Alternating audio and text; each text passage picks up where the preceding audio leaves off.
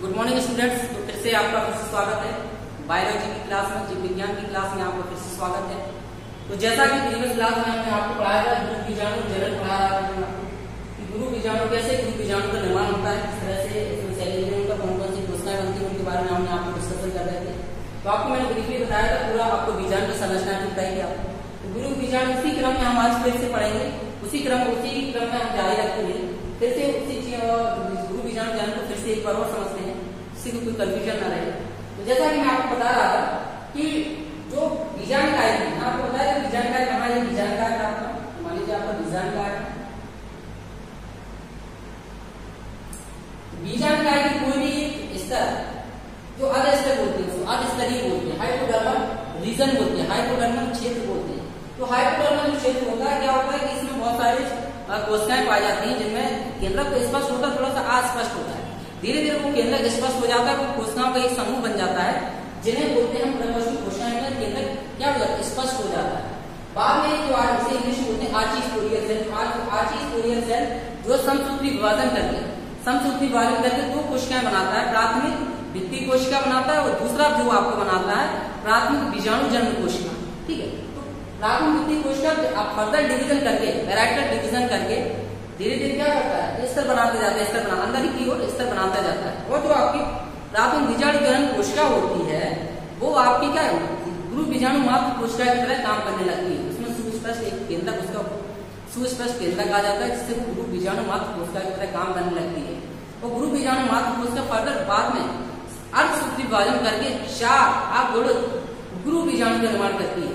और 4 आगुणित बीजाणुओं में से 3 जो होते हैं आपके नष्ट हो जाते हैं। ये जो होता है स्ट्रक्चर होता है उसे बोलते हैं रेखिक चतुष्क, रेखिक चतुष्क भी बोलते हैं, लीनियर टेट्राड बोलते हैं, लीनियर टेट्राड। ठीक है, लीनियर इसको टेट्राड बोलते हैं। ठीक है, तो 4 एक लाइन में बनते हैं, एक जैसे एक ही लाइन में बनते हैं। ठीक है, आपके एक लाइन में बनते हैं, इसी को रेखिक चतुष्क बोलते हैं, लीनियर टेट्राड बोलते हैं। इनमें से जो 4 बनते हैं, 4 गुरु बीजाणु में से 3 नष्ट हो जाते हैं। क्या हो जाते हैं, नष्ट हो जाते हैं। एक ही आपका क्रियासेल होता है। यही क्रियासेल गुरु बीजाणु क्या करता है, फर्दर सेल डिवीजन करके 8 केंद्रीय आपका बीजाणु का निर्माण करता है।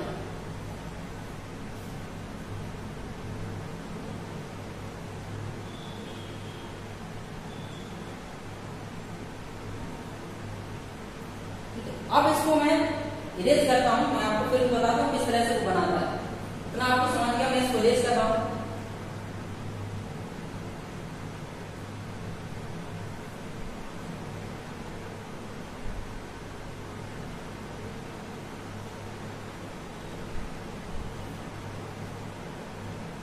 तो अब मैंने बताया कि गुरु बीजाणु मात्र कोशिका होती है जो है 4 अर्धसूत्री विभाजन करके 4 आगुणित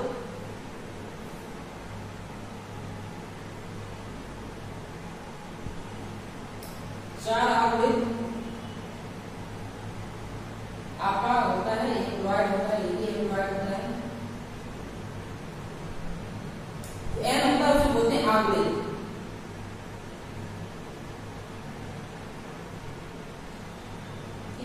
आगुणित क्या करता है, ये तीनों नष्ट हो जाते हैं आपके, ये एक्टिव रहता है। ये क्या है आपका गुरु बीजाणु। ये गुरु बीजाणु आपका फर्दर सेल डिवीजन करके क्या करता है, फर्दर सेल डिवीजन करके आप देख सकते हैं क्या करता है, ये गुरु बीजाणु होता है डिवाइड, सूत्री विभाजन करके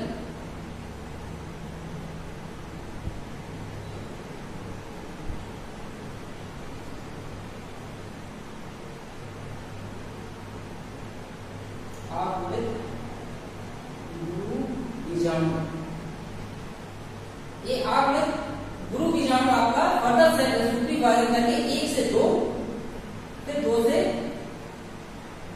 4, फिर 4 से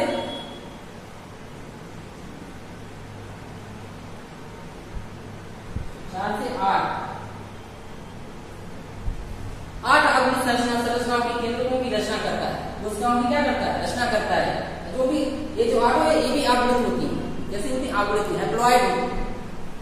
इस प्रकार से एक गुरु बीजाणु से क्या है 8 केंद्रीय 7 कोशिकीय और 8 केंद्रीय संरचना की एक संरचना बनी जिसे बोलते हैं बीजांड। एक पॉलीगेनल टाइप्स का होता है जिसमें 7 कोशिकाएं और 8 केंद्रक पाए जाते हैं। 8 केंद्र की संरचना होती है, पॉलीगेनल टाइप्स का होता है। ठीक है, ये बीजांड। इस तरह से एक गुरु बीजाणु से 8 केंद्र की और 7 कोशिकीय संरचना का निर्माण हुआ, इसे बोलते हैं बीजांड। ठीक है, इस प्रकार से आपका बीजांड का निर्माण हो गया गुरु मात्र कोशिका से या गुरु बीजाणु का। ठीक है, गुरु बीजाणु मात्र कोशिका से गुरु बीजाणु का बनना, तो गुरु बीजाणु बन गया, बाद में फर्दर सेग्रीगेट करके एक संरचना की बनाती है जिससे बीजांड के अंदर बहुत सारी संरचना बनती है। 7 केंद्रीय 7 कोशिकीय और 8 केंद्रीय की संरचना बनती है।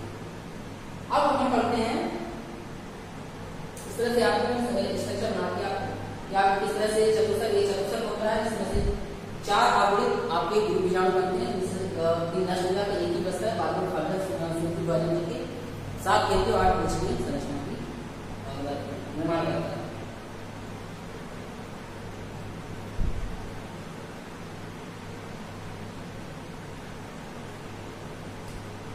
इस तरह से आपको संरचना बनाए जो संरचना प्रकार की जो कोशिकाएं बनती हैं, सेल्यूलर करके जो कोशिकाएं बनी आपकी प्रतिनिधि कोशिकाएं, आपकी ध्रुवीय केंद्रक बना, अन्य कोशिका बनी और आपकी सहायक कोशिकाएं बनी।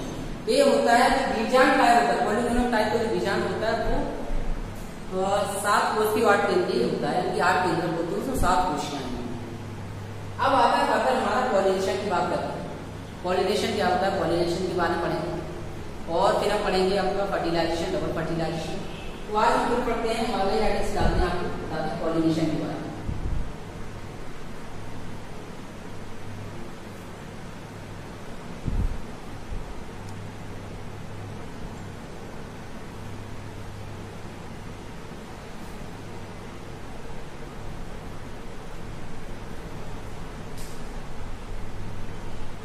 पॉलिनेशन यानी कि परागण।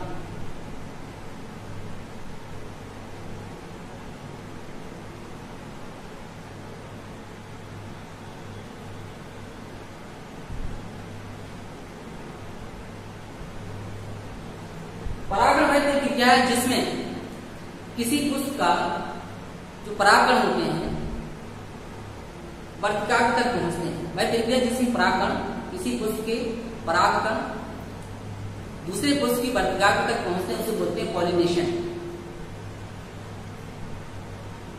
सिंपल भाषा में से हम बोलते हैं परागकणों का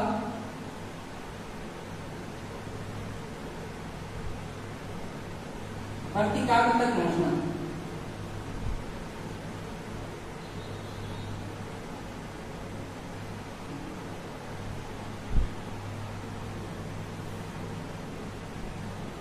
पहुंचना ही क्या कहलाता है, परागण कहलाता है।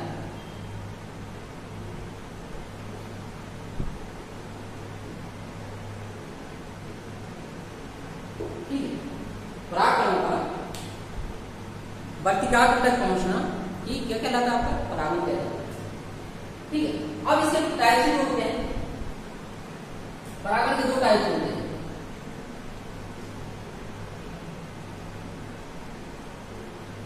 परागण के प्रकार, टाइप्स ऑफ पॉलिनेशन।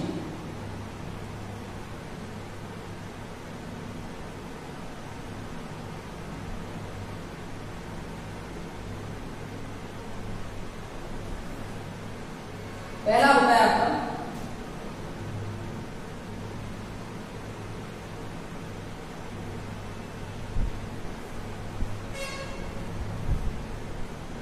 स्वपरागण, इसे बोलते हैं स्वपरागण। पहला है आपका स्वपरागण,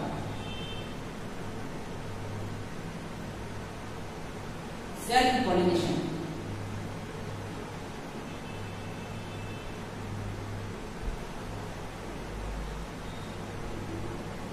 सेकंड वन है जो आपका परपरागण,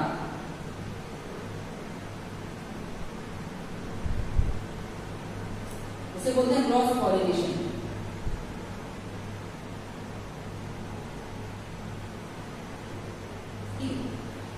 तो मैंने बताया कि परागण क्या है, परागकणों का वर्तिकाग्र तक पहुंचना।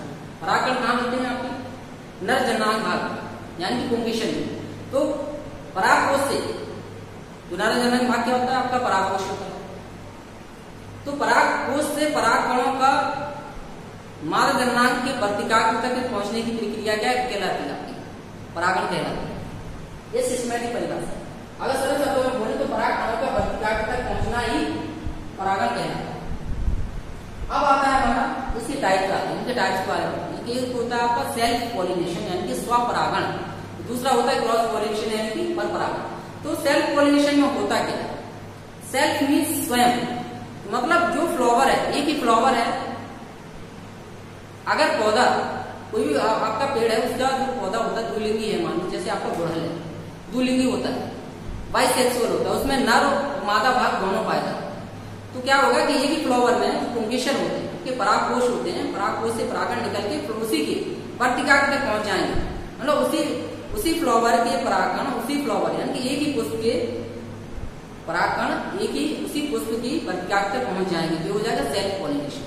ठीक है, एक ही कंडीशन होगी उसी फ्लावर, अगर पौधा आपका अगर फ्लावर द्विलिंगी है तो उसी में पराग आपका नरजनांग भी मादा जनांग भी यानी परागकण भी है, वर्तिकाग्र भी है, तो उसमें परागकण होते वर्तिकाग्र तक पहुंच जाएंगे, तो स्वपॉलिनेशन हो जाएगा आपका, यानी कि स्वपरागण पहला।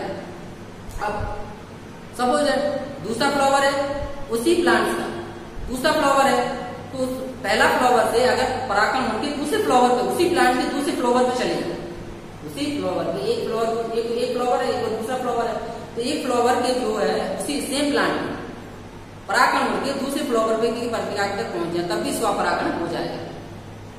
आपको हम डायग्रामेटिकली बताते हैं आप कैसे। सपोज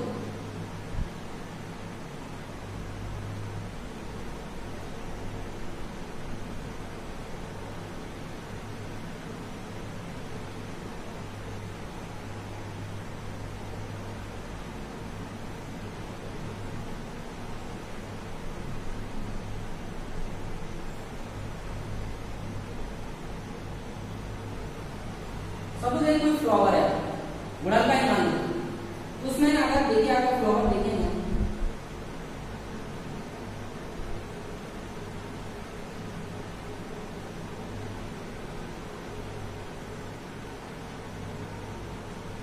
इस तरह से कोई फ्लावर है, आपके परागकोश या आपको बैठते हैं, तो परागकण जो है परागकोश होते हैं, परागकोश परागकण जब परागकण जब स्फुटन हुआ, परागकण जब परागकोश का स्फुटन हुआ तो परागकण निकल के क्या गए उसी फ्लावर की वर्तिकाग्र तक पहुंच गए, तो यहाँ पे क्या होगा स्वपरागण होगा। ठीक है, आप मान लीजिए समझ सकते कि दूसरा फ्लावर यहाँ पे,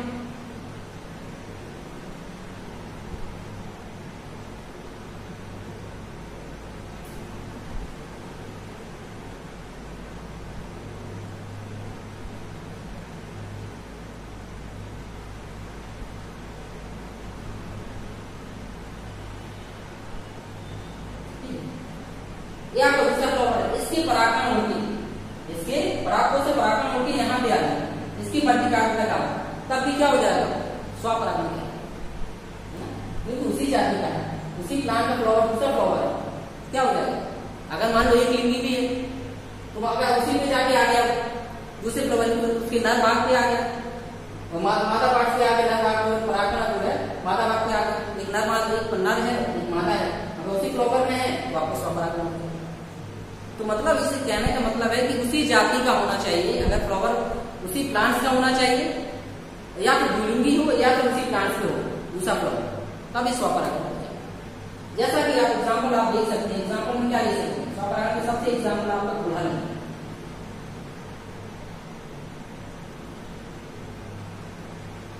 गुड़हल का जो पुष्प होता है,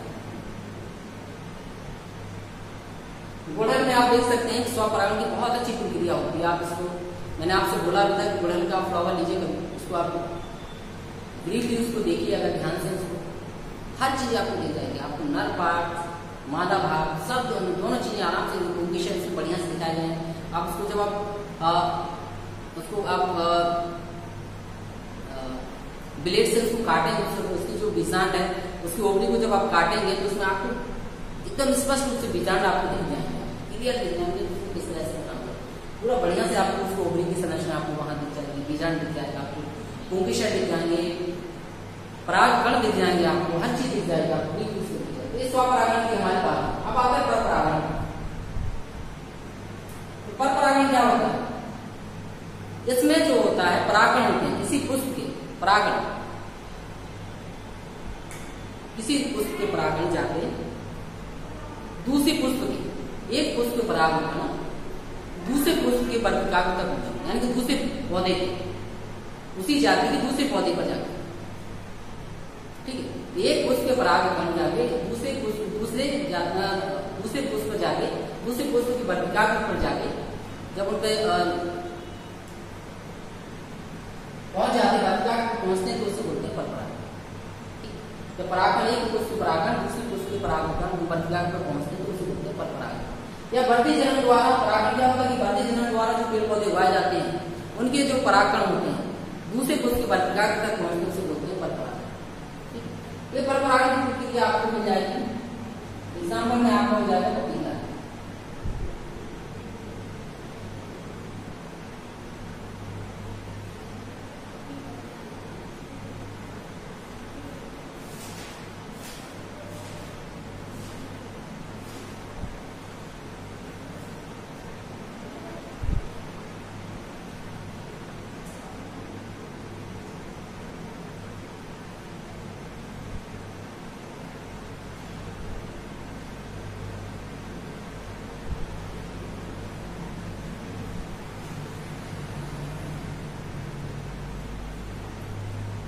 परपरागण की मैंने बात की, आपको मैंने बताया कि मान सपोज दैट कि कोई एक फ्लावर है यहाँ पर, एक प्लांट यहाँ पर, दूसरा प्लांट यहाँ पर अलग है, इसके परागण जो होंगे, ये फ्लावर है कोई,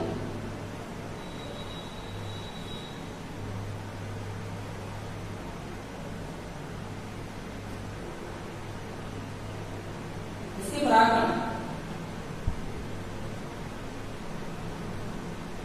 इसके वर्तिकाग्र तक आते हैं, मतलब उसी जाति की दूसरे पुष्प के वर्तिकाग्र तक पहुंच जाए। एक पुष्प के जो परागकण होते हैं उसी जाति के दूसरे पुष्प पर, उसी जाति के पौधे के दूसरे पुष्प पर जाके वर्तिकाग्र तक पहुंच जाए उसे बोलते हैं परपरागण। आपको बांस में मिल जाएगा, बांस है, गन्ना है, मक्का है, गन्ना है, मक्का है, यानी सुगरकेन, पपाया और डेज, इसमें परपरागण की प्रक्रिया आपको मिल जाएगी, इनके इसमें परपरागण होता है। तो आपकी परागण की बात होगी, परागण की भी होती है कई तरह का परागण, जो परागण होता है कई विधियों द्वारा होता है, उसमें वायु द्वारा, जल द्वारा, जीव जंतुओं द्वारा परागण होता है। तो परागण के लिए और भी विधियां होती है, परागण को संपन्न कराने के लिए जो है परागण जो परपरागण होता है वायु पे, जल पे, जंतु आदि पे डिपेंड करता है, क्योंकि अगर क्योंकि वायु द्वारा बहुत सारे परागण होते जाते दूसरे पौधों की दूसरे पुष्पों की वर्तिकाग्र पर चले जाते हैं, जल द्वारा बह के चले जाते हैं, जंतु द्वारा जंतु में चिपक जाते हैं, उनमें चिपक के चले जाते हैं, एक जगह से दूसरी जगह दूसरे फ्लावर की दूसरे पुष्प की वर्तिकाग्र तक पहुंच जाते हैं। ठीक है, तो माध्यम है कि परागण का जो इनका विकीर्ण है, इनके मतलब परागण को कैसे पहुंचाया जाए, तो कई माध्यमों द्वारा इनका जो परागण इनको पहुंचाया जाता है, विकीर्ण किया जा सकता है, जैसे वायु द्वारा, जल द्वारा और जंतुओं द्वारा।